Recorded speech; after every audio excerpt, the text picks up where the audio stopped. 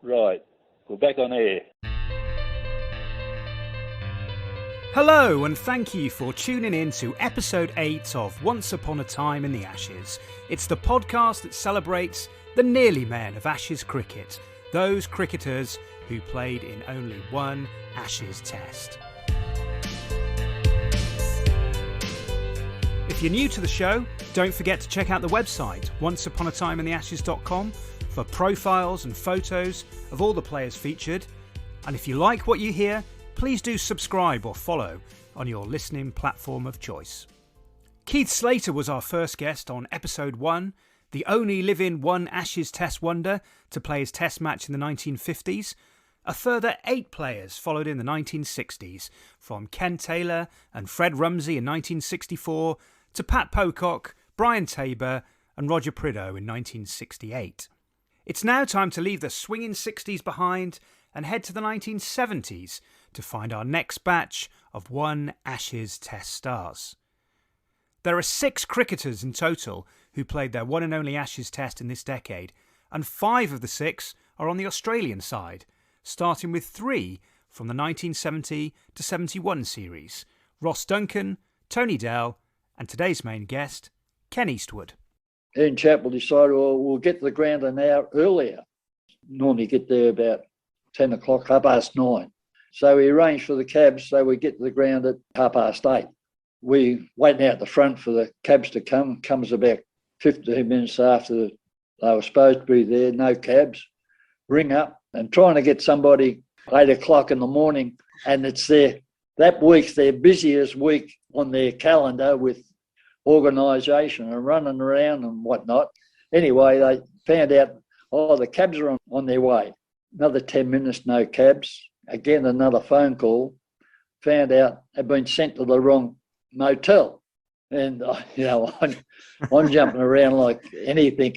Anyway, Terry Jenner, who was a car salesman, said, come on, we'll go out, we're on a main road, come out, we're about 15 minutes from the ground, go out in the main road, we'll get our own taxi.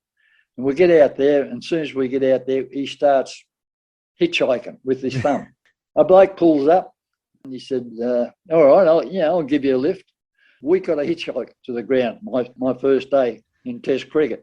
We got the bloke into the members' car park, and he said, bugger this, I'm not going to work, I'll sit there and watch cricket all day. Brian Tabor and Pat Pocock played 41 Test matches between them, but Ken is a true one-Test wonder.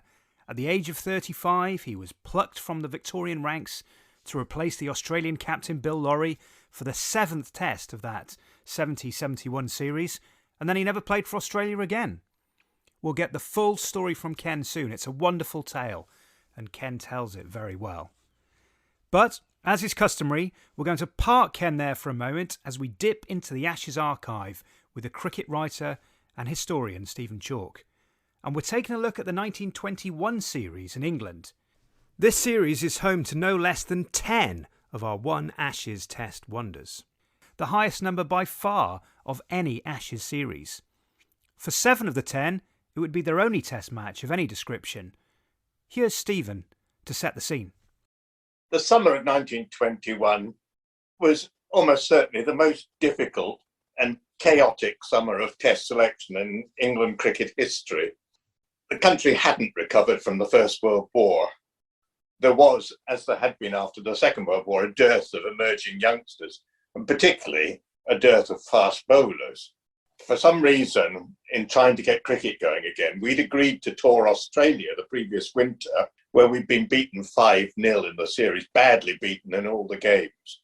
And we caught the boat home with the Australians who were coming over. And we only had 3 weeks of cricket before the first Test match, no trial game or anything. In particular, they had a captain, Warwick Armstrong, who was quite ruthless, playing the game harder than previous Australian captains, and having a pair of fast bowlers who were a new phenomenon in cricket, in that up to that time, most teams had opened with one quickish bowler and one slow bowler. But here they had Ted MacDonald and Jack Gregory, who were simply too much for most of the England batsmen. The one batsman who played well in Australia and came out of the tour with great credit was Jack Hobbs. But early in the summer, he strained his thigh, missed the first 2 tests, came back for the third, took the field, and then on the first afternoon, before he'd had a chance to bat, went down with acute appendicitis and didn't play again for the rest of the summer. Also, Johnny Douglas, who'd been a good captain before the war, had captained in Australia and was pretty much broken by the experience. And so the selectors were looking round for somebody to replace him, came up with this madcap idea of bringing back the 49-year-old C.B. Fry. Now, he declined the first game, made himself available for the second, and then pulled out at the last minute, then agreed to take it on in the third test, but incurred an injury and never appeared in the team. So they stuck with Johnny Douglas for 2 tests. When Fry pulled out on the eve of the second Lord's test, he recommended that they picked the Hampshire captain that he was playing under at the time, the Honourable Lionel Tennyson, grandson of the poet, later to be Lord Tennyson. He was sitting in his club, the Embassy Club in Bond Street, London, at 1 o'clock in the morning, smoking cigars and drinking, when he took a message on the phone to say, would you report to Lords for the test match? So he finishes up playing in the test and becoming captain for the last 3 tests of the series. The selection process seems to be a matter of picking half a team, then adding players later, telling extra people to turn up. Very disorganised, not clear how often the 3 selectors actually met in person. Wisden commented, our teams suffered from the casual and unsympathetic way in which things were managed. Men ought to be in no doubt 24 hours beforehand as to whether they're going to play in a test match. In all, in the 5 tests, they get through 30 different players. Let's find out what's happened to some of these players, starting with the opening test at Trent Bridge that saw the blooding of the first of our 2 Ashes test wonders. Len Richmond, an Ott's leg spinner, Titch Richmond, took 2 rather expensive wickets and never played another test. And then Percy Holmes, the opening batsman of Yorkshire. Now, this is something of a mystery, because a lot of people said he should have gone to Australia the previous winter. He was one of the outstanding batsmen of that generation all through the 1920s, opening the batting with Herbert Sucliff, a jaunty, cheerful man from Huddersfield, a brilliant fielder. In the first innings at Trent Bridge, when all the batting failed, he scored a rather impressive 30. And everybody said that his batting stood out and he was of test quality and would certainly be playing again. But he didn't.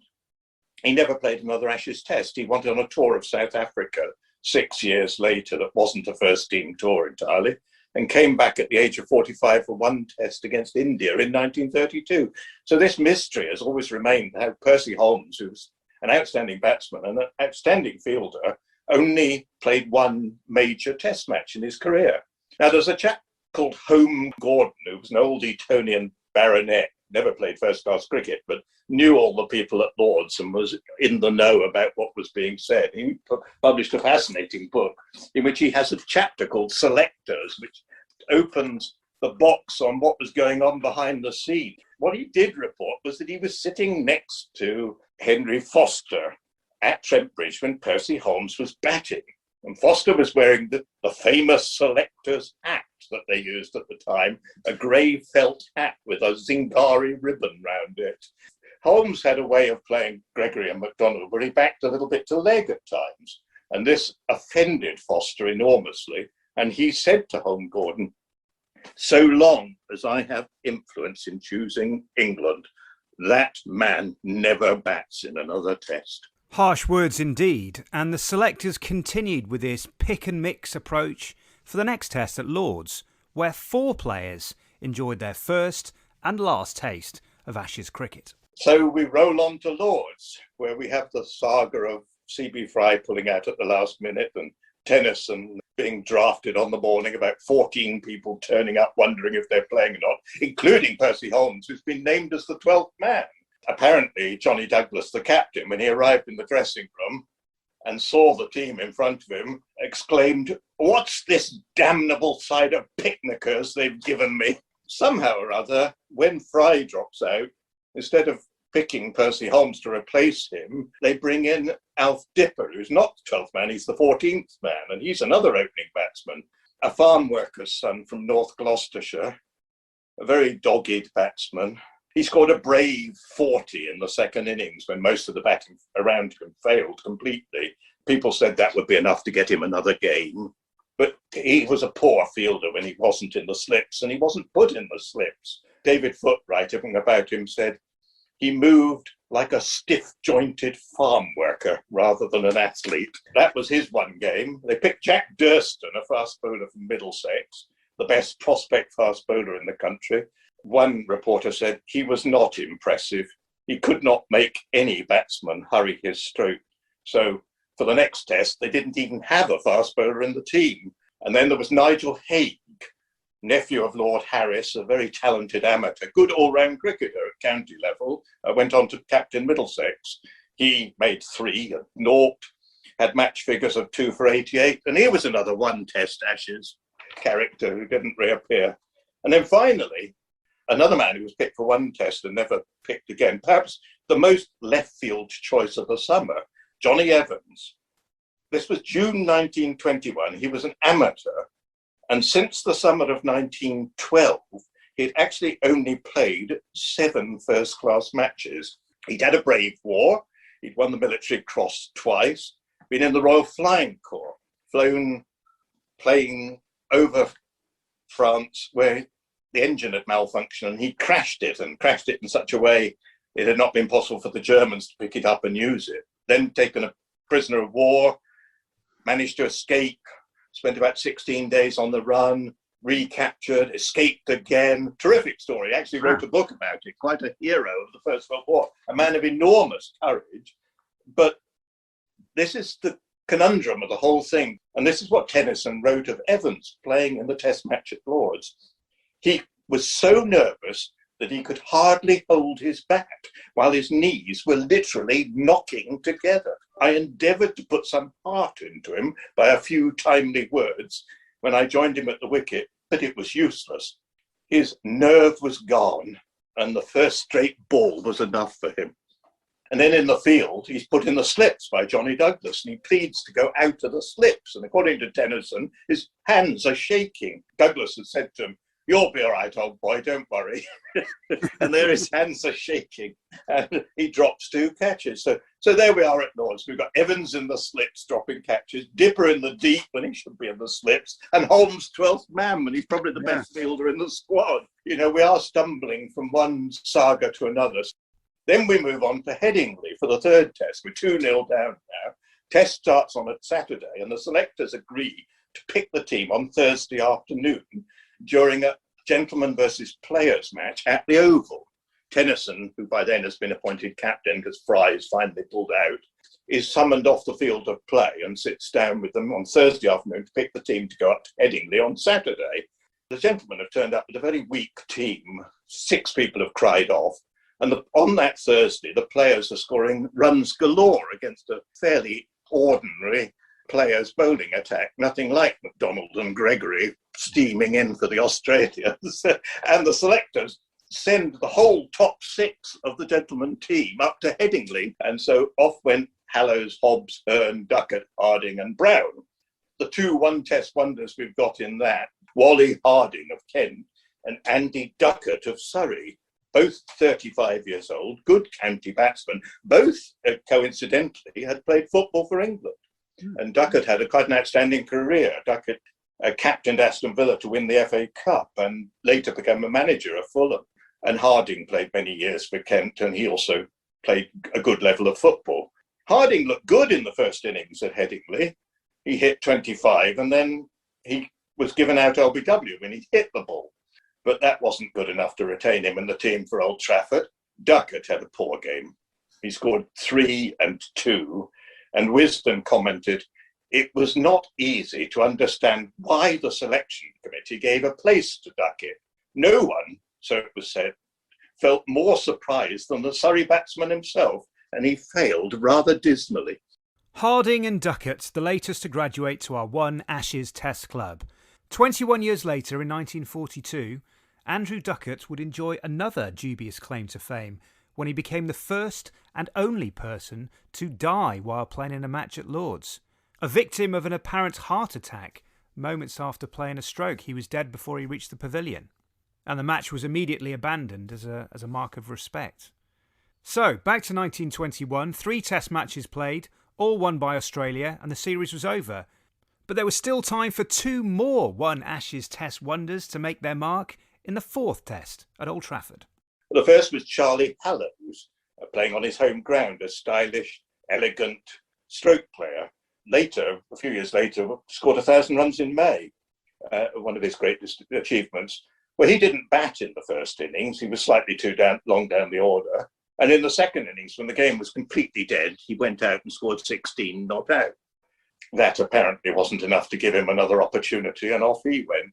Then played 1 test against the West Indies, a lesser team, 7 years later, and that was the end of his career.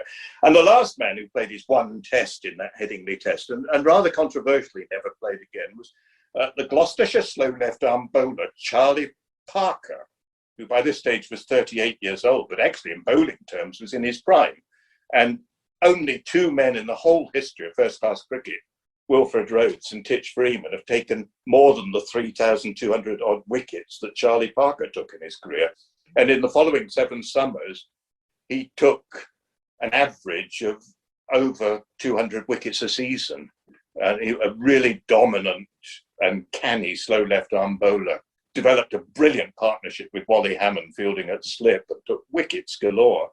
He played in this game at Headingley, bowled 28 overs, good overs, and took 2 for 32. A week after the Old Trafford test, back at Bristol, playing against Somerset, he bowled 40 overs unchanged through the Somerset innings and took all 10 wickets, including the Somerset captain, John Daniel, who was one of the 3 selectors. And you would think, having had a reasonably good game at Old Trafford and taken all 10 against one of the selectors' teams, he would have been a shoo-in to play at the Oval. But when he got to the Oval, the squad of 13 or 14 on the day, he got left out. And that was the end of that for Charlie Parker. In 1926, he got summoned to play at Headingley on a wicket that would have really suited him. And controversially, with a lot of people subsequently saying it was a terrible mistake, he was left out of the final 11. And even as late as 1930, when he was 46 years old, he got sent to the Oval, play in the final match when the Ashes were still at stake, Don Bradman's first tour.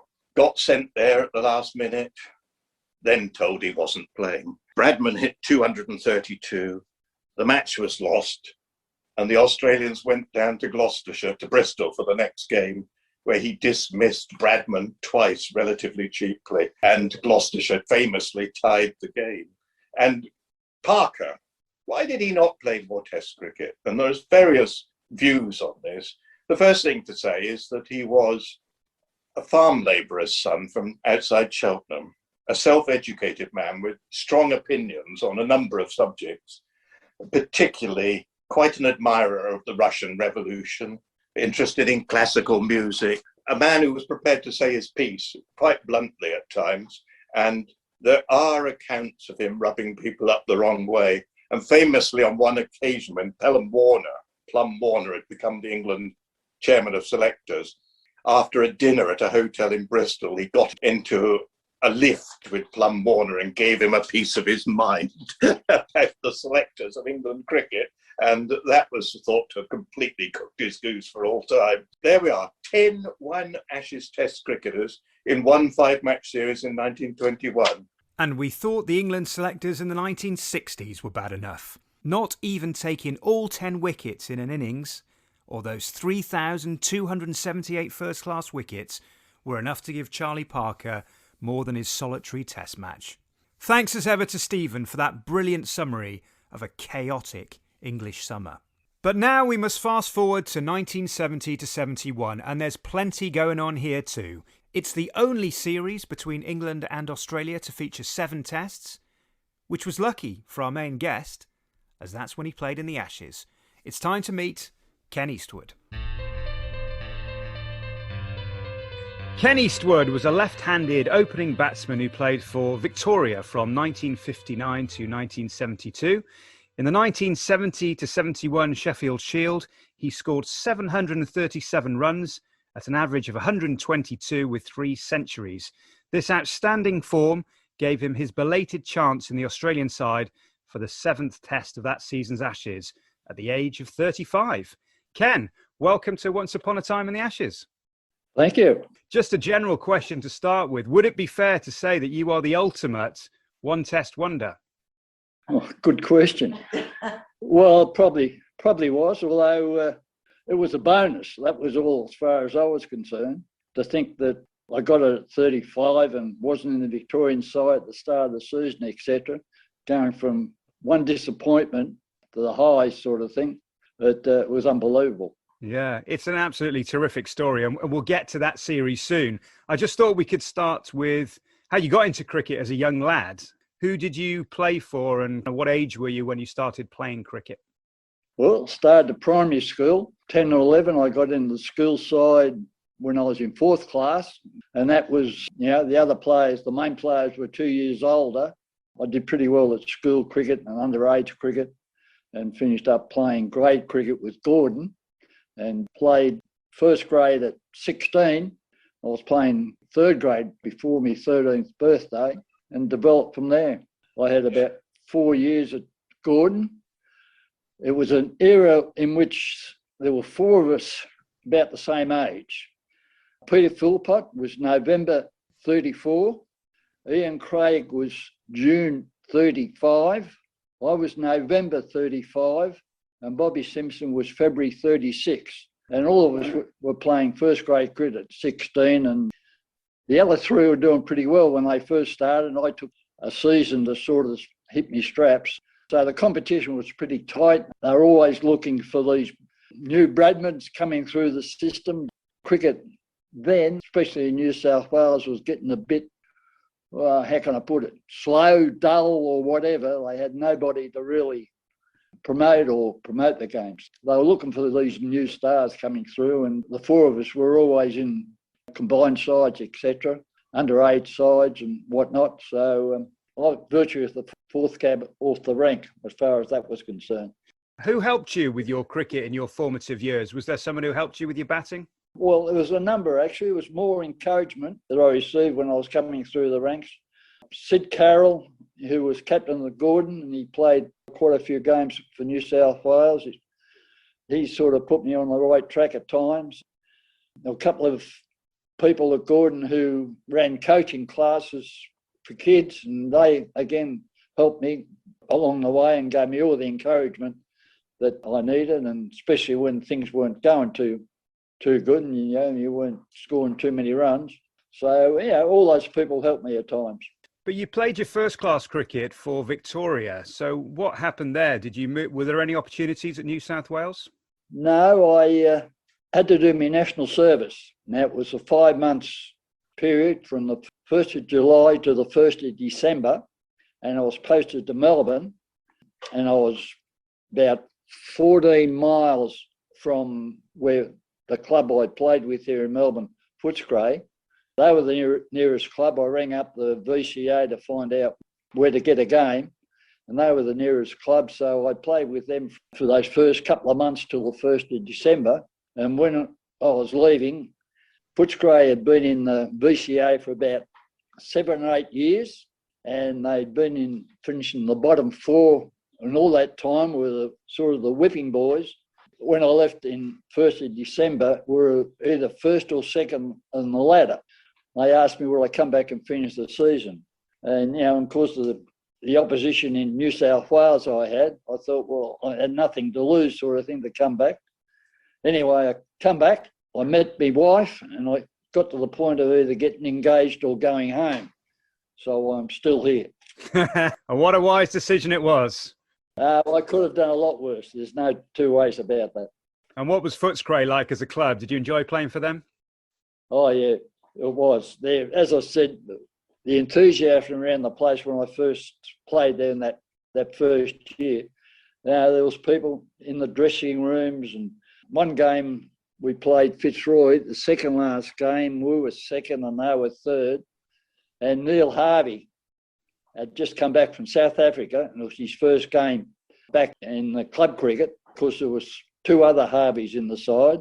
We had over 3,000 on the first day and 4,000 on the second day. So for a club game where you're lucky to get 100 people, it was exciting times as far as Footscray was concerned. So during this period, were you only batting or were you doing a bit of bowling as well? I was doing a bit of bowling. I used to bowl just orthodox left-arm spinners. Couldn't turn them, and I always wished I could have batted against myself. I reckon it would have been pretty easy. I like to be in the game sort of thing and try to just bowl tight and etc. And then I mucked around bowling out of the back of the hand and landed a few most of the time. I couldn't trouble good batsmen with it, but the lower batsmen couldn't pick wrong ones. I was useful, put it that way. So, okay, so the Footscray persuaded you to come back and play, and then you got engaged, and so you were pretty much set in Victoria.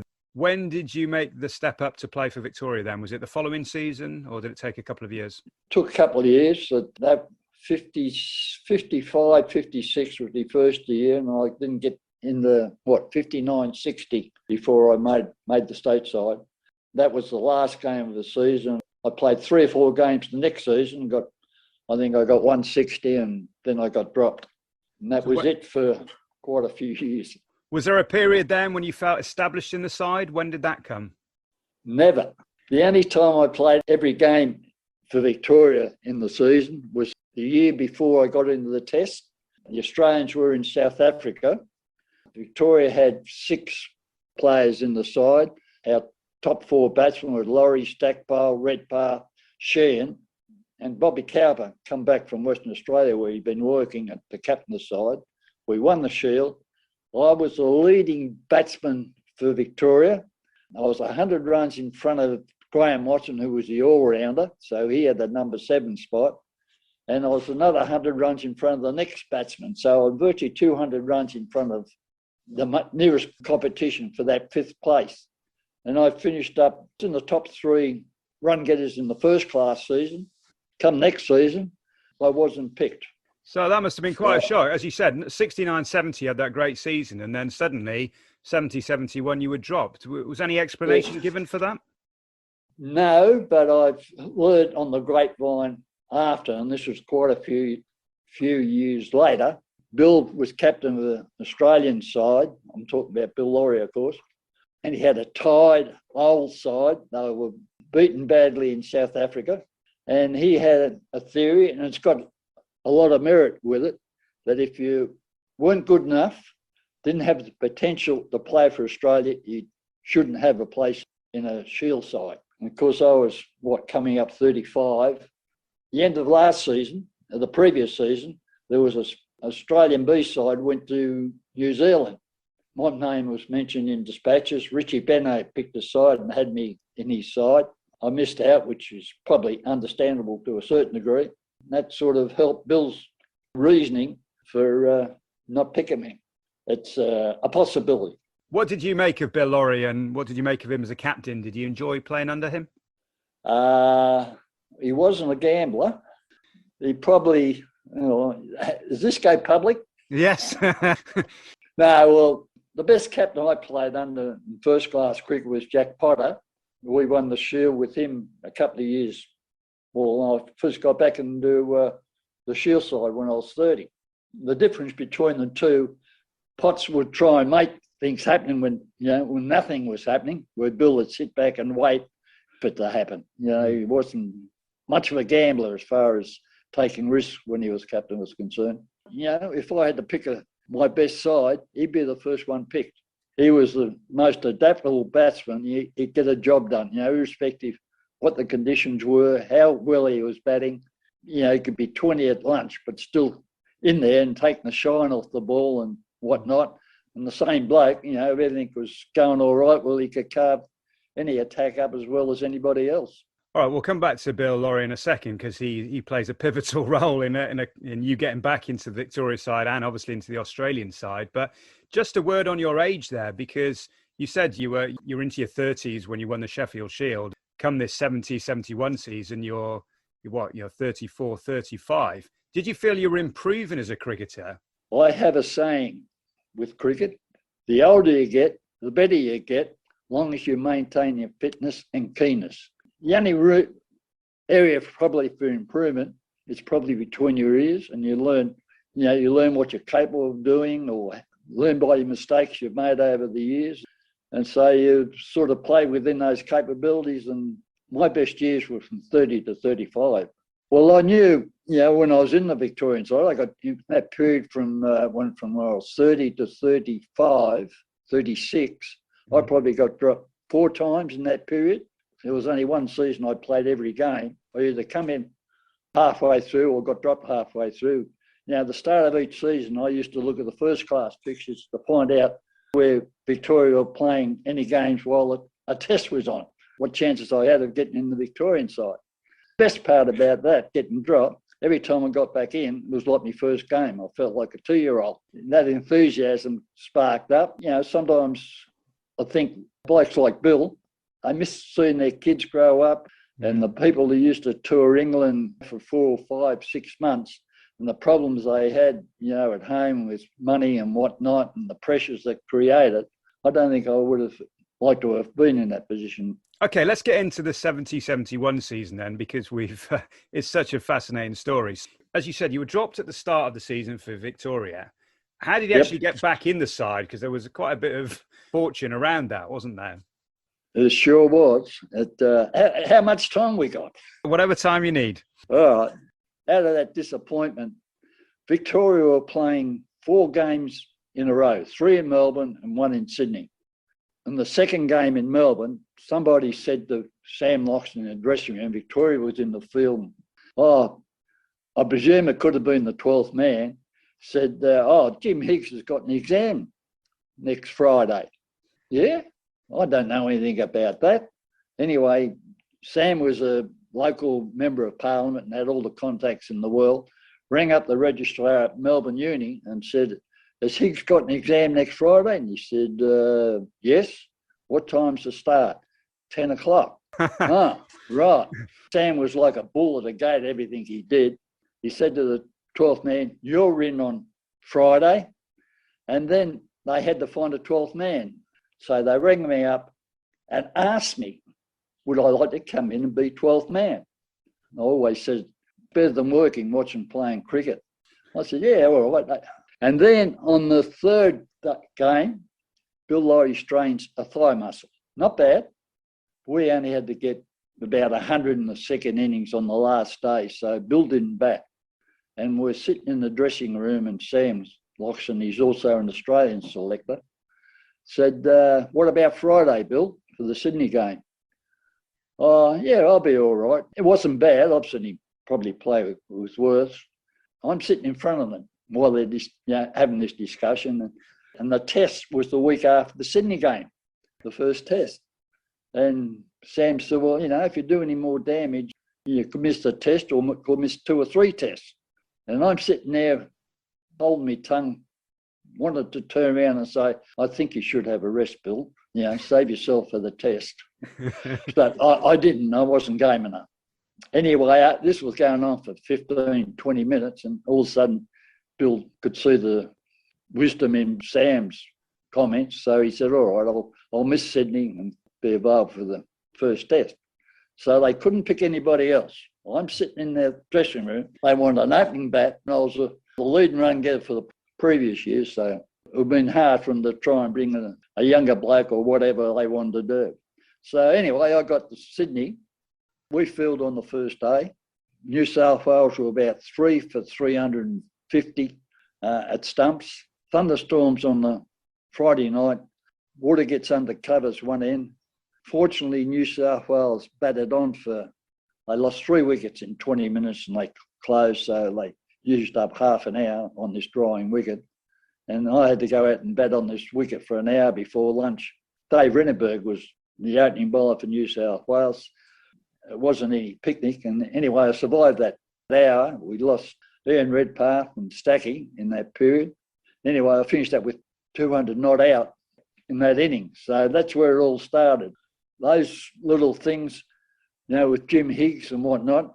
The postscript to the Jim Higgs' story, I was talking to him a few years later and I said, well, I'd like to thank you for, helping me get into the test. He said, why? And I told him. He said, yeah, I was crooked on Sam on that. He'd arranged to have the exam at 7 o'clock on the Friday, costing $50 to get the professor or whoever was required in there. So if Sam hadn't been so quick off the mark or whatnot, I wouldn't have been around. Yeah, and he could have played.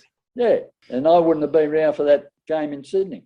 But that must have been very pleasing to perform, score a double century when the pressure's on. Oh, yeah. Again, as I said, every time I'd been dropped and got back, I felt as though it was my first game. And as I said, I felt like a 2-year-old every time I went out there. Was that your best innings ever, would you say? As far as importance was concerned, I got 220 in Adelaide the week after the test. But at Sydney, especially starting on that wicket, they had a bit of moisture in it. And getting through that, I'd say it was the most critical innings I had. And then you followed it up with 177, didn't you? When was that and who was that against? That was against New South Wales again in Melbourne. Boxing Day game was generally against New South Wales. That was after getting the runs against them in Sydney. I felt pretty confident or comfortable about facing them down here in Melbourne. Because I was looking another 200 at one stage and I was pushing it a bit and got out. That created a bit of discussion and interest sort of thing. Yeah, a bit of momentum, yeah. Wasn't thinking of any test cricket at that stage at all. So you're performing well. You're having a really good season. You're scoring double centuries, 177.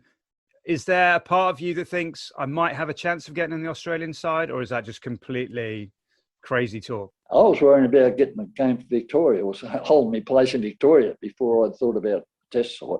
At 35, there was no way in the world. So it begs the question, how did it happen and how did you find out that you'd been selected? Firstly, for it to happen, the Melbourne test, the third test in Melbourne, was washed out without a ball being bowled. And the powers to be decided to play the seventh test because that's where all their money was generated. They didn't have any TV rights in that period. If they bowl one ball in the Melbourne test, there's no seventh test. So no test for Eastwood. So that's where it starts, isn't it? Yeah, just having that seventh test at all is amazing. Then when do you find out that you've been selected? How is that communicated to you? I got a phone call from Rod Nicholson, the reporter at the Herald Sun. I was at work and I said, fair income. I didn't believe him at first. And that was how I found out. Then he told me Bill had been dropped and I thought, ooh, what's going on there? Bill's got an average of 40-odd in an average batting side. He shouldn't have been dropped. And there's no way in the world he deserved to be dropped. What did you think at the time? Why did you think this was happening? Why did you think they were dropping Bill Lawrie? I don't know. One reason I thought, and it was way out left field, every game I played for Victoria against South Australia, Bill and Ian Chappell was like chalk and cheese. Ian Chappell was turning the lights out just about after every game, or Bill might have a Coke or something in the first half hour and then he'd be gone.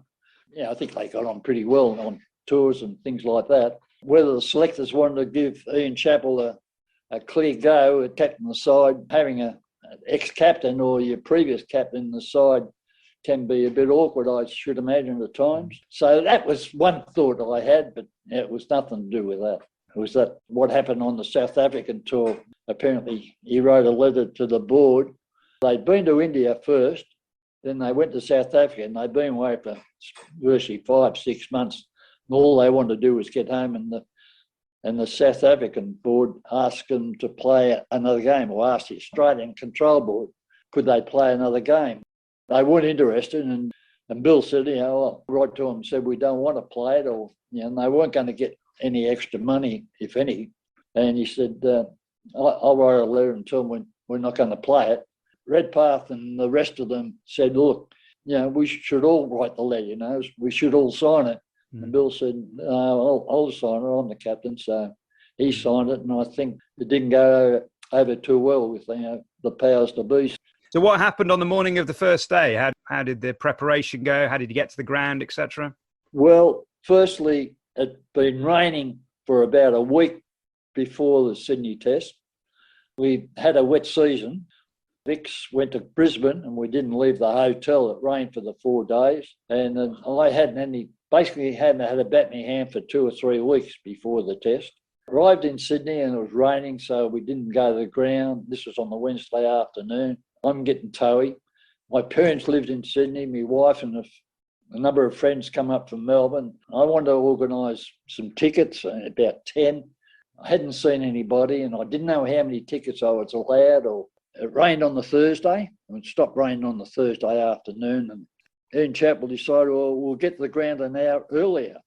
Normally get there about 10 o'clock, 9:30. So we arranged for the cabs so we get to the ground at 8:30. We waiting out the front for the cabs to come. Comes about 15 minutes after they were supposed to be there, no cabs. Ring up and trying to get somebody 8 o'clock in the morning, and it's that week's their busiest week on their calendar with organisation and running around and whatnot.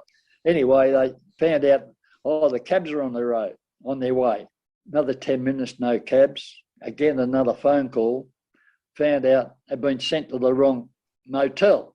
And, I'm jumping around like anything.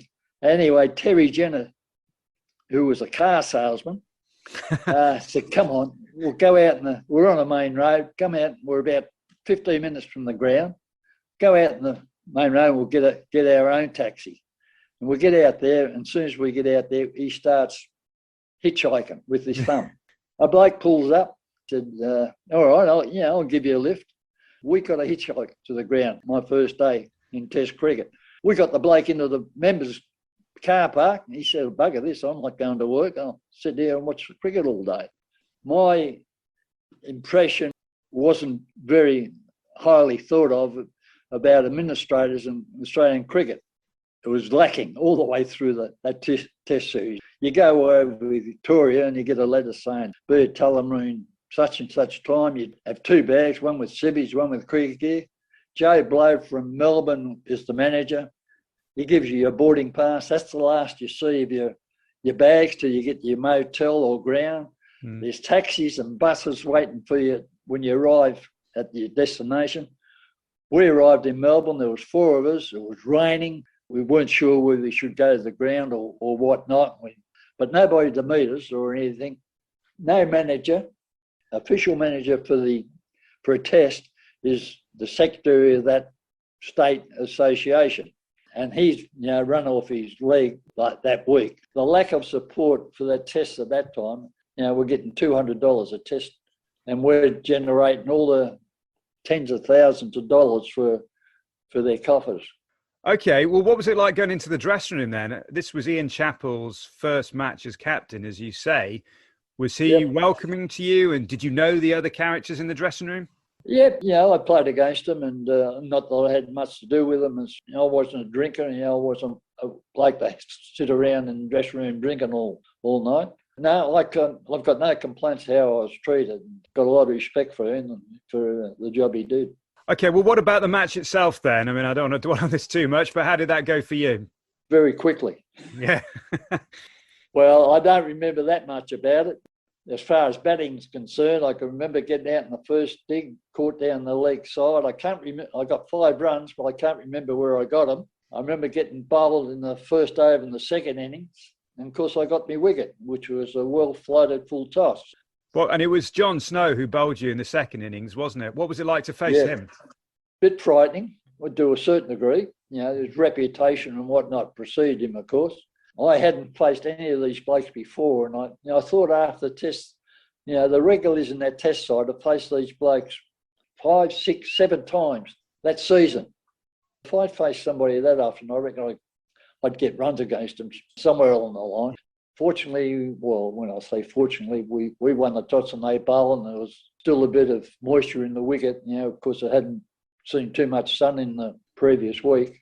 Going out there, and I had, half an hour or so to bat before stumps. And I can remember one other ball. It was the first ball that Snow dropped short to me, and I hit the deck as quickly as I, and the ball was about over my head, and it was about 2 foot outside the off stump. There's me nearly laying on the ground, looking like a dill. So I can tell you I was jumpy and ready for anything. But what a game. I mean, to say that was your only test, what a game to be involved in, though, because that's probably one of the most dramatic Ashes matches ever, wasn't it? I mean, what happened from your perspective with Snow and Terry Jenner and all the rest of it? Terry Jenner got hit, and it was basically his own fault. Turned his back on it and got hit behind the back of the head. Then people started throwing stuff on the ground and whatnot, and the bloke grabbed hold of Snow. So Illingworth took his men off the field, and Stacky sitting there, and when they didn't come back after a couple of minutes, he said, we've won the game. They forfeited.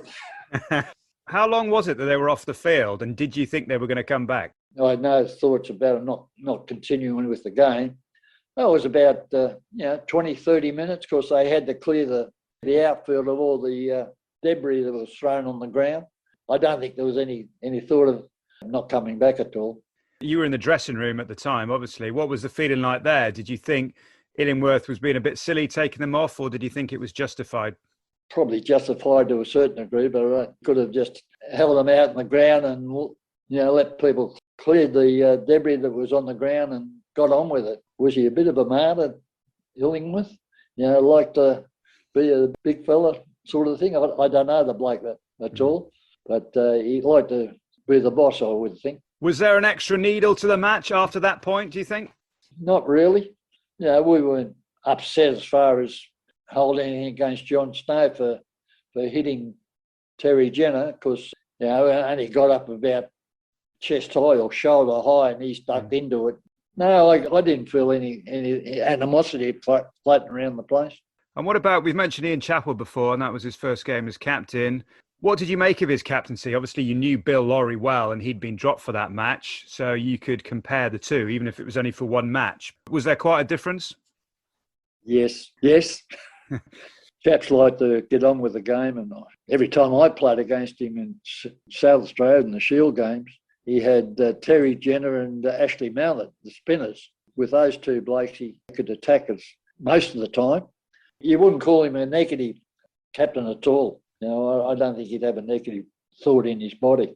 What did you make of the result of that match anyway? That was a very close run game. It was a very tight match. What was your reaction? What was Ian Chappell's reaction? We should have won it. We only get 200 or 220 in the second innings. We had 4 sessions to do it. And the wicket was pretty good for a fifth-day wicket because of the moisture that was in at the start. A couple of our batsmen who got set didn't go on with it, which I thought was very disappointing, and they should have.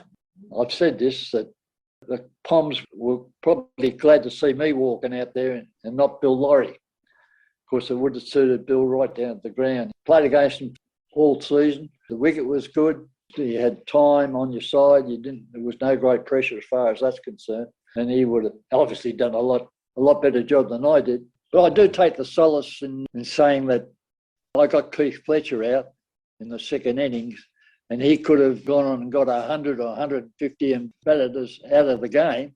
I do take it, offset a little bit of my failure. Hey, it's not failure to play cricket for Australia. No way at all. No, they can't take it off you. Did you expect to play another test match for Australia? I was Australia's opening batsman for 9 months. That's some way I like to tell people, rather than just one test.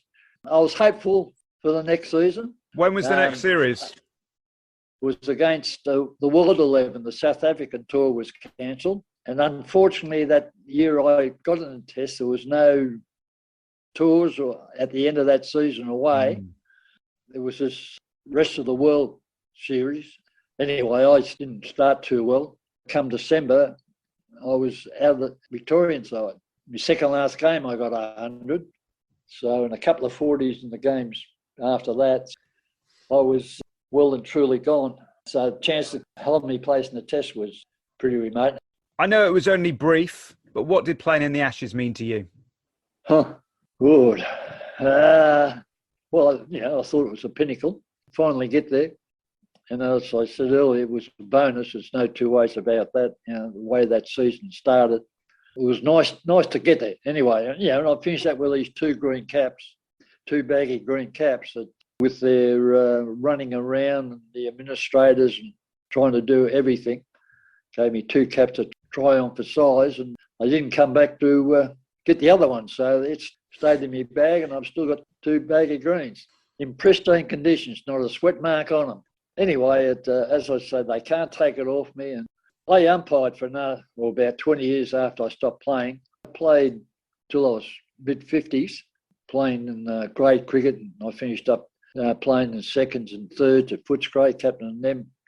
Any Indian or Pakistani was playing and they found out I was a test player, they nearly got down their hands and knees and saying, oh, it's an honour to be on the same ground as a test player and whatnot. It used to get a bit embarrassing at times.